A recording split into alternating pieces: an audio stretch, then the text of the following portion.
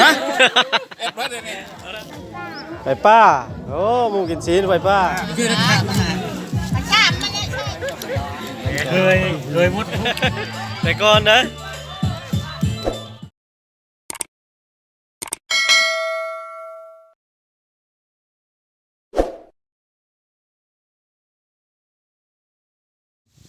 สบายดีตอนสายๆทุกคนตอนนี้ค่อยกำลังย่างไปเฮิร์นบ่ใหม่เลยเพิ่นมีอาหารการกินได้มื้อนี้ได้ทาง FC บ่ใหม่เพิ่นฝากเงินมาให้ซื้อโง่ล้มโง่มื้อนี้ได้ถือว่าทีมงานก็ไปหลายคนแล้วเนาะสันสะพรกับไปก่อนแล้วกับสนิมค่อยไปตำหลังทุกคนได้ไปเบิ่งคนที่น้อยที่หลายสำหรับวันนี้นะควันไฟกุ่มๆเลย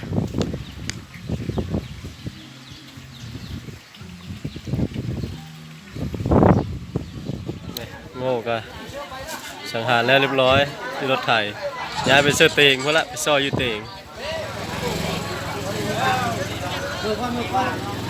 เมื่อไรเดี๋ยวกินซีนก่อน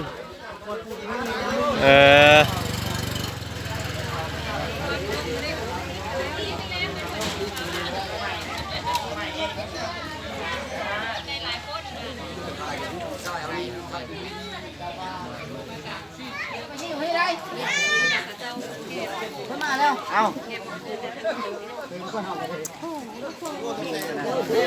ทำไมอยู่ดีนี้ปีใหม่2016ยกละพี่ปีหน้าปีฮื้อนี่ปีนี้บอกเลยได้อันคูเข่งเลยได้ปีนี้ได้มันโง่2ตัวเลยเนาะผัดขึ้นเฮิร์นแล้วผัดดีนี่ผู้มานอกกันหน้าเขาไม่ค่อยว่าไอ้ป้าได้เพิ่มไอ้ป้าเลยราคาที่มีหมานได้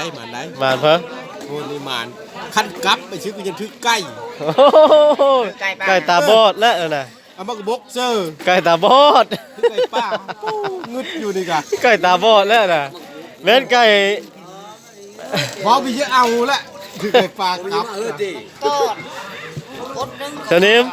ตอดเพิ่มไปดิผ้ากินซีนกินลายเพราะมันได้กินน้อยเจ้าสิกินลายแล้วกินลายก็ออกคือเก่าเลยแต่พ่อมาก่อนเขาแต่5 โมงพ่อจะพ่อเลยไปเมื่อผมเกมแล้วเราเฮ็ดพอนะไม่สะมีชุดเราก็รอบุกบ้านโมเสี่ยวหลายคนเลยเนี่ยพี่น้องเดี๋ยวโฮมเลยมาหลังในกระดูกมันอันนี้พ่อโคเลยแต่ว่าเฮ็ดโคน้ำเดียวแล้วเนี่ยเขาได้ซอยซีนซอยเผยเฮ็ดกินตามสบายเลยโอ้เบรกซ่าวแก๊สขนาดเลย FC บ่ไม่ใจดีขนาดขอบใจหลายๆเด้อ FC ใหญ่ยายขนมก้อนซีนเลยนิ่มเพื่อเอาลายธงก็นะนิ่มเพื่อเอาลายธงก็นะขนมนะ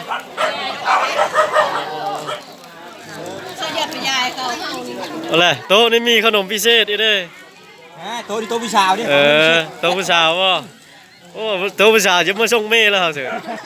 เล็กต้นดีดีดีเฮ้ยนี่มันมีทั้งโต๊ะผู้ชายเดี๋ยวมาส่งเมย์ก็แล้วกับโต๊ะผู้ชายเลยสาวซีก็ยุ่งเฮิร์นขายขนมก็ยังกินอยู่เนาะคนหน้าภาษีไม่เอาไปให้เมย์แล้วนะโอ้โหโหจุ่มอยู่ทางไหนกันทางพระเทพพระโคกับท่านแล้วเลย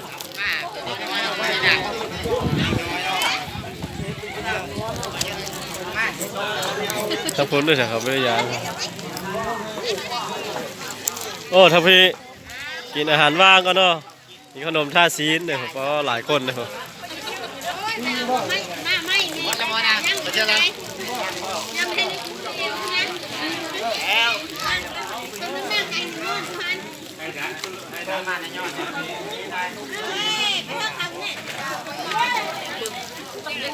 กินก็บ่อยนะมีพ่อก็อย่างนี้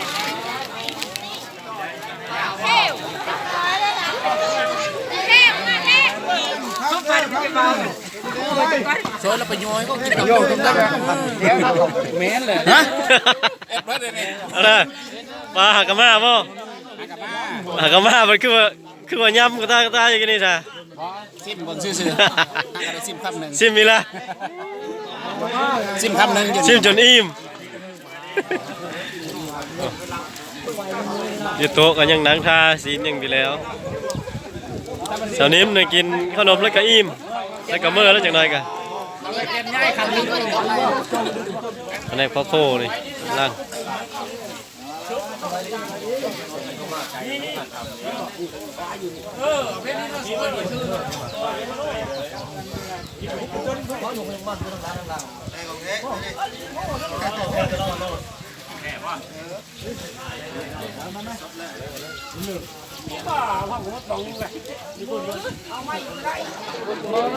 นี่มันก้างแบบอย่างเดียวที่ตรงดันตรงนั้นตรงนั้นอันนี้เลยที่แคบทะเลโคแล้วยังสบายดีตั้งลง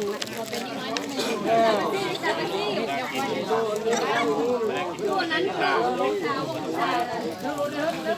เกิดมาเพื่อสิ่งนี้โดยเฉพาะ โอ้เป็นตะมาคือตะไฟพี่น้องเป็นตะแซ่บเนาะ สัปดาห์ ก็ตะไฟเป็นตะแซ่บพี่น้องมีปิ้งมีต้มพร้อมอยู่นะหม้อน้อยพุ่นละ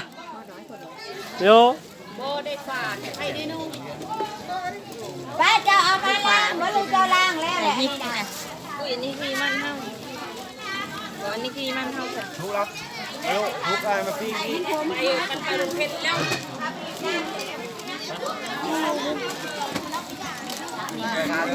เอ้ยมาล้างถ้วยพีเตอร์ซื้อของมาว่าน้ำมันจะกินไปอ่ะ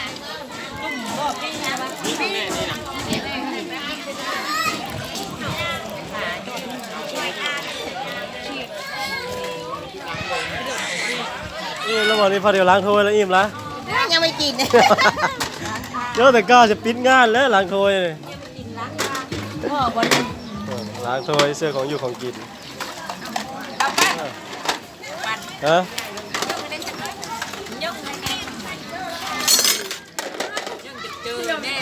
เอายังมา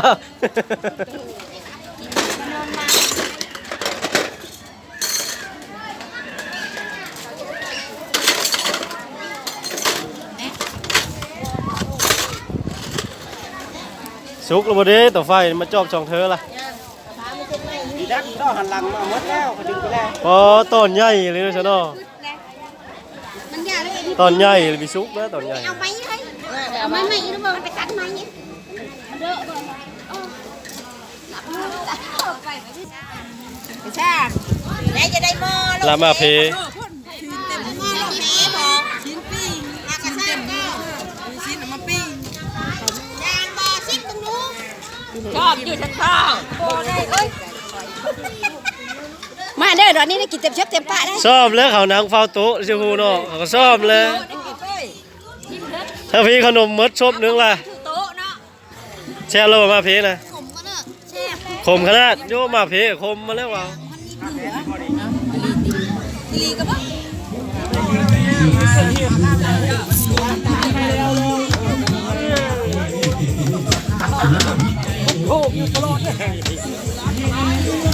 คือเบอร์นี้ก็เดี๋ยวมันตังได้แล้วกระลำใช่ยา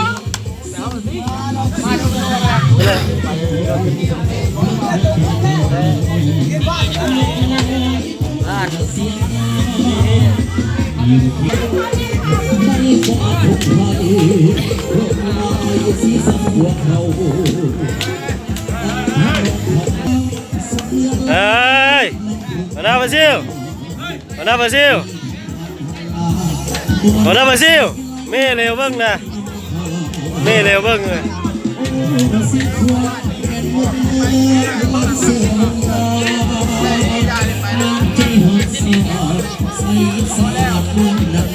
มาจุ่มนี่แม่นจะอิ่มแล้วแต่หึงล่ะ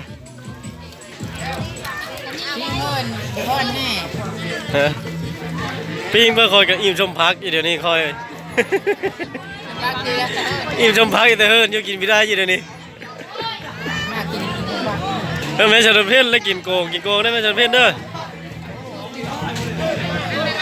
ถ้าได้กินฟ้านเมื่อคืนนี่นะถามมาละได้ฟ้านบ้าง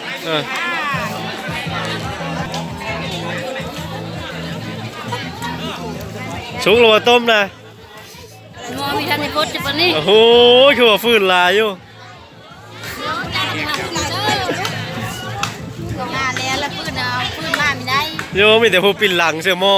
มีลูกแล้วไฟน่ะแม้จะโดนเพลงเต้นอยู่เคอไฟซื่อ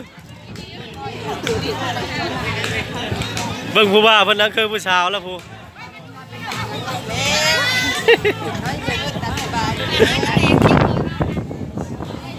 ก่อนเนี่ย มีต้มเครื่องในมาเลยสุกแล้วเริ่มสุกแล้วตอนนี้โคบ่เต็มหม้อเลยโอ้ปีงกับไก่เดียวอยู่โลดเกิ้งเพิ่นนี่น่ะเกิ้งหัวหน้าบ่ซี่บ่ ผู้ใหญ่ได้จะเพิ่มผู้ใหญ่ เกิ้งผู้ใหญ่บ่โอ้ผู้น้อยกินได้บ่ผู้น้อย ผู้ใหญ่ก็เดียวว่า โอ้ตะพันกุมเกอเลยวันนี้นะพนักแมคโครโหจุ่มยืนกินเลยนะพนักแมคโครได้สาวนี้มันก็มาเคยตัวไฟแล้ววันนี้ มาแล้ว ชุมาเคยได้ปีกันได้เฝ้าอยู่กะ เห็นหม้อชิ้นอยู่นี่นะ เฝ้าอยู่กะ มาวันนี้แหละแต่ก็กินท้องเลยเห็นหม้อชิ้นนี่นี่ทำโคทำปิ้งยูหูไม่ได้กินเลย โอ้สาวจันดีไปเสื้อพอนะฮะพอกับลุงไปเสื้อ ไปไปลงมาส่วนจะไปที่เดียว อ๋อกินน้ำมานี่กินน้ำท้านี่ป้าซะให้มาแม่นะให้มาแม่นะไปว่าพอกับลุงมื้อนี่นะฮะ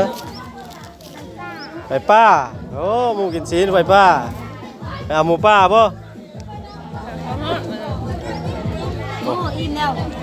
เถอะซอยซุกซอยดิบน้ำกันเลยเนาะโอ้กินแต่น้ำเป๊ปซี่เสื้อเบย์ด้วยจ้ะกินไม่ได้มันน่าคือเห็นกินอยู่จ้ะขลับแล้วว้าขลับไว้ก็ดอทางพระเนกพระโคแปลนได้แล้ววันนี้เนาะโอ้แปลนแล้ววันนี้นะปิ้งเพิ่นน่ะปิ้งชิ้นปิ้งเฮอร์มี่ป่ะยอดปิ้งเฮอร์มี่ปุ๊ยำอะไรจะโอเคโอ้โหแล้วยำบัดมื้อแรกก็คือคว้าใช่ไหมจ้ะในร้านบ่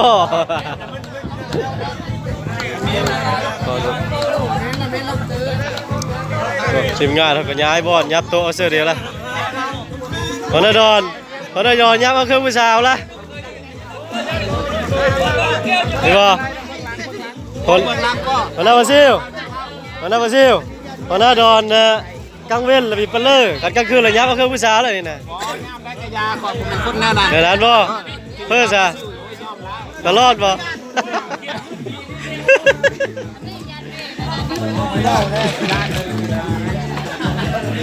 เห็นป่าวเม่ว่าจะบิดหูได้เม่ว่าได้เครื่องในซุกเลย บอกให้เอาใส่ดื้อมันมา ซุกเลยเครื่องในเนาะโอ้มีดคักเลย ก็ดีวะ ซุกแล้ว ชามมันเนี่ยใช่ชนิดท่าคุณไปหาตะโหนผู้เปิดเปิดเดี๋ยวคุณโหน ดิบปูนมีกี่ดิบเนี่ยจะพยายามเดียวครับเราดึงเพื่อนดึงมันโลกท่านชุกเลยนะ ซุกแล้ว มันต้องไปเอามันจะได้เลยมันต้องลงมาเพราะมันจะได้ชม แฮนโลดแล้วอยู่แฮนโลดแล้วโต๊ะผู้สาวแต่ก็ชิมไม่ได้ ว่าเป็นแม่เป๊ะแล้ว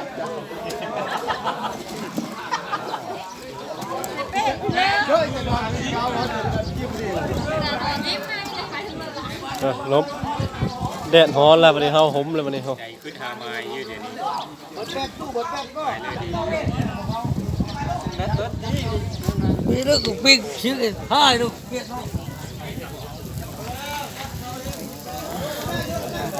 ปิ้งลอยแก้ว พักหน่อย โย จักแล้วเสียบก่อน สูตรใหม่ไม่ได้ตำแก้วเลยสบาย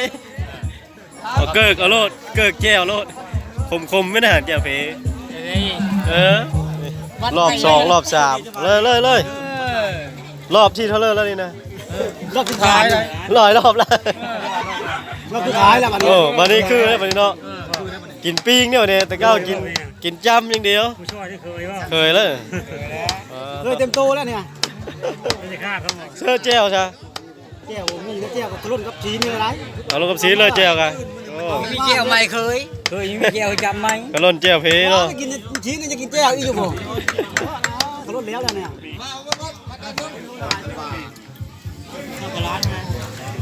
เอาไปก่อนจิกต้นน้ำตกเคยมดทุบอยู่ ฮัลโหล เขาเนี่ยปิงลอยเจ้าเพ เคยมดก็ ผมมำล่ำเลยปิงลอยเจ้าเพ เอามาเอามา มีมวยเป็น กลับมาหาพี่จะไปเห็นแล้วมีแต่ไม่ใช่ก็ เดี๋ยวนั้นไหน หมด มือได้ พี่ก็อยู่นี่ไม่ใช่หรอ วันนี้กินเนาะ ครับมาทีทุกคนมา ตาท้องโชว์ที่น่าเห็นโอ้ยได้เยอะเลยลงคนนั้นเลยพ่อเดี๋ยวนะ อิมเทอร์มีกี่ห้อยนะ เชื่อ เนี่ยนั่นบอกแล้วมาห่วง โอ้ยกดูแท้ยกดูแท้ว่ายกดูแท้คือหน้าแดงเลย วันนั้นเคยลูกเพอดิ แม่นบ่ลูกเผลอน่ะ แม่ล่ะ ลุกลงบ่เขาลุกลงเพ้อนะ ลูกเผลอเมปูบ่ ได้ทำไม อย่าเอาลูกเผลอเมปูไปเสื้อแล้วสาวสิท่าเมื่อแล้วบ่ อย่าไปทอดนู้น สาวสิท่าเท่านลงตีนยังเห็นจึงลึงอยู่ อย่าเข้าละ สิมาเล่นใดมานะแม่มาพี่ ตูวีผ้าขึ้นป้าแล้วนี่ บ้าเข้าพี่มือคือเดียวแล้ว แจ็คเดียวไม่ได้เนี่ยเลย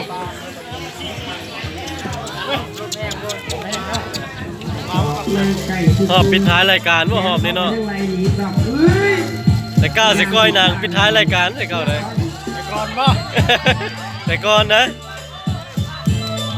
โอ้สาวนิ้มลงมือเองเลยรอบนี้ระวังปาดมือเจ้าของนะพี่เคยช่วยสีจากเธอนะ มาท่องนี่นะเธอไปจ่ายช่วยชีวิตเนาะ พอทองไหมมันโง่2 ตัวแล้วนะเมื่อเราเสียได้ปุ๊กตูบเดี๋ยวมันโง่2 ตัวไม่ได้ปุ๊กตูบจังปะดิใจเย็นป่ะมีเย็นไม่ได้เลยมันมีกว่า มันมีแมนตี